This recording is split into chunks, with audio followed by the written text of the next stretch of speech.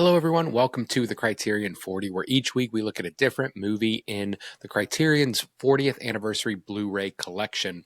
This week we're looking at On the Waterfront. Elia Kazan's On the Waterfront is one of the original great American cinema masterpieces.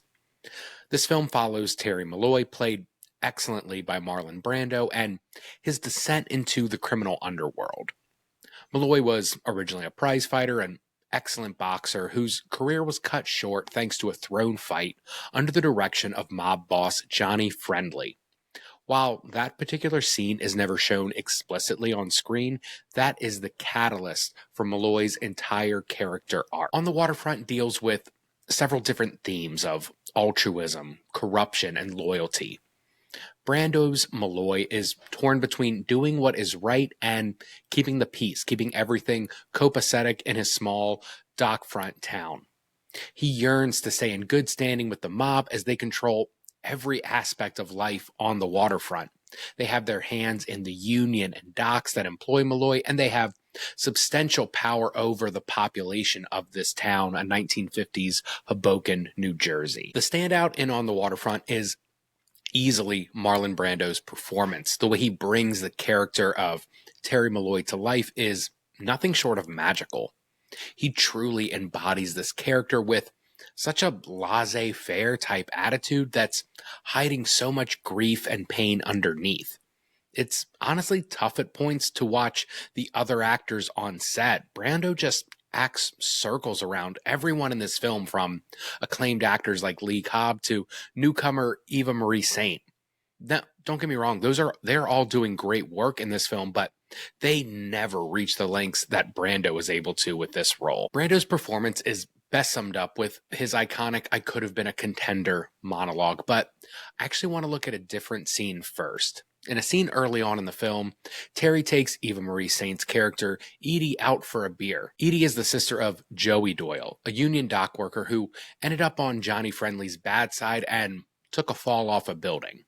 In this scene, Brando converses with Edie in such a nonchalant manner. It's an acting method that was rarely seen in this time of cinema. So much of the acting at this point in film was exaggerated and loud. Here, though, Brando is subtle. He never looks Eva in the eyes and just calmly explains his life thoughts to her. It's like there is no audience he's performing for. He's just having a conversation. This type of acting would soon become standard in Hollywood, but Brando really set that trend. He's so subdued in his acting until the time requires it. He's not performing for an audience. He's acting naturalistic and true to form. He never raises or projects his voice unless the scene calls for it. It's remarkable watching his performance here and thinking about where cinema would go in the future. The most famous example of his acting, though, is with his "I should have been a contender" monologue. Late in the film, on a car ride with his brother Charlie, who is another member of Johnny Friendly's mob, Terry expresses regret about throwing his last fight, a fight he had to throw at the behest of mob boss Friendly. His regret here, though, isn't so much about the fight as it is throwing away his convictions. He knew it was wrong to throw the fight, but he felt he had no choice.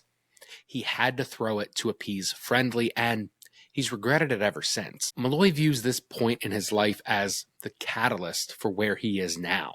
He could have been a good fighter, a great fighter, but he also could have been a good man. Someone who stood up for what was right, but instead, he took the easy way out. It reminds me a little bit of the scene in last year's incredible Nickel Boys film where one of the kids was supposed to throw a fight and ends up not throwing the fight and feels good about it in the moment, but then immediately regrets that decision because of the consequences that are going to come. It's kind of like you're seeing a mirror image of the scene that's not shown in the Waterfront in that movie, how it would have gone for Terry Malloy had he not thrown the fight. It's also impossible to talk about On the Waterfront without discussing the true life events that inspired the movie. Director Elia Kazan was criticized by some, praised by others for his outing of 8 different card-carrying members to the House Un-American Activities Committee. I'm glad I got that right. Kazan named names and in the process destroyed the lives and careers of several of his fellow colleagues. This choice that Kazan made had long-lasting ramifications on him and his career. Even in 1999, when Kazan received an honorary Oscar, many people at the ceremony refused to stand or applaud his achievement. This was decades after the incident, but Kazan was still looked at as a traitor and an outsider. This real-life scenario was his inspiration for On the Waterfront and what led to Terry Malloy's actions in the film. At the end of the film, Terry decides to testify in court against Johnny Friendly, outing him for his oppressive and illegal activities with the union up to and including the murder of Joey Doyle. It's a decision that Terry doesn't take lightly and one that makes him persona non grata for about 15 minutes of the film's runtime. At first, the mob of dock workers, they all shun Terry, but very quickly they ease up and accept him as sort of a hero, deciding he did the right thing, and they embrace him.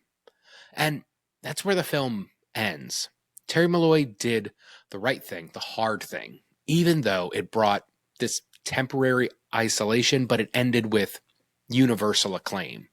It's clear to see that that's what Kazan wanted for his life. But this is just a movie, and the true story is much more complicated.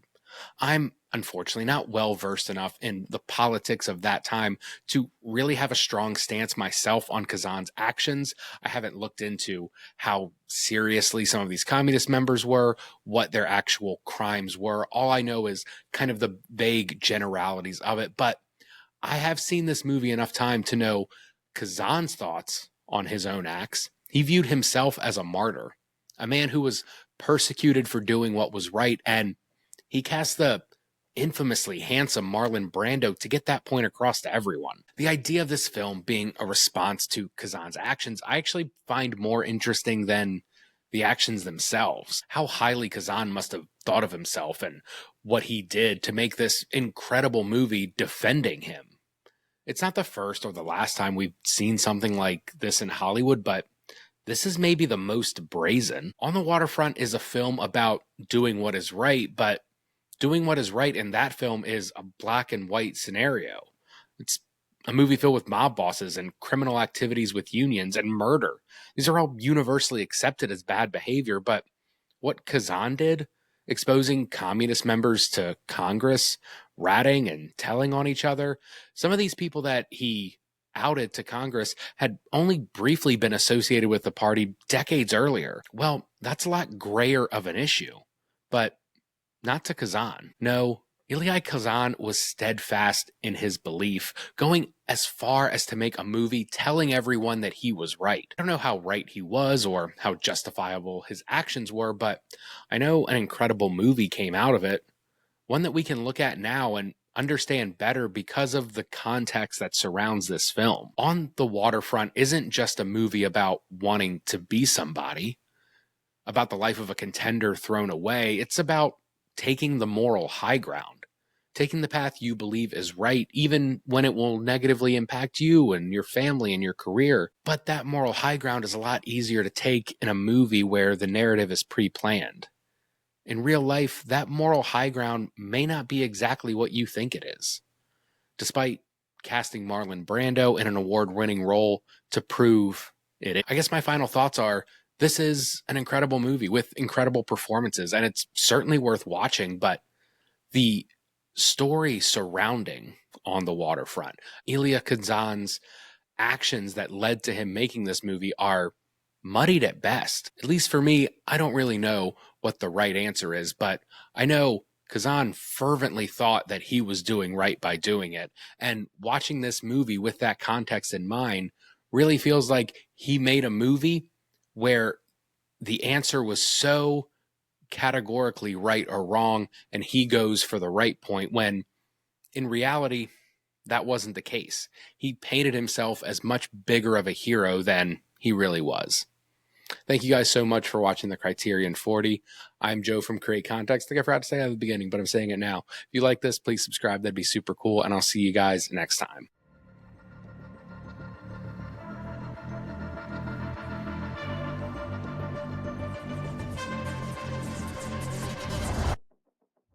The Criterion 40 is a Create Context podcast. Head over to createcontext.com for more film, reviews, and analysis. Our theme song is Hindsight by Shiloh, provided by the Riot Games Creator Safe playlist. We drop new episodes every Tuesday at 8 a.m.